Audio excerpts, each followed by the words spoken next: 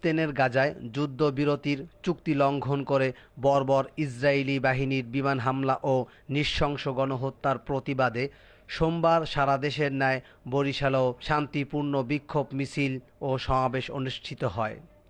সেই সমাবেশে ধর্ম বর্ণ নির্বিশেষে সকল স্তরের মানুষ অংশগ্রহণ করেন। সমাবেশে বক্তারা বলেন, আমরা বাংলাদেশ থেকে তীব্র ভাষায় প্রতিবাদ করছি এবং ঘোষণা করছি, অবিলম্বে যদি হামলা বন্ধ করা না হয়, সারা বিশ্বের মুসলমানদেরকে ঐক্যবদ্ধ করে বিশ্বের মানচিত্র থেকে ইসরায়েলকে মুছে ফেলা হবে।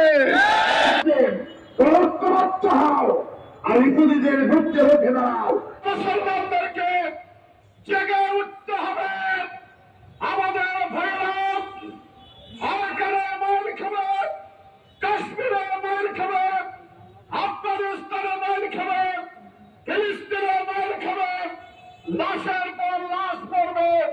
গোটা দুনিয়ার মুসলিম সমাজ তাকিয়ে তাকিয়ে দেখবে, এটা কি হতে পারে?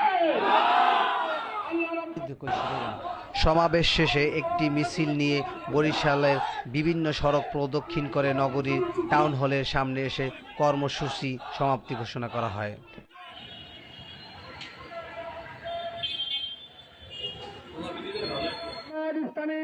কেন্দ্র ঘোষিত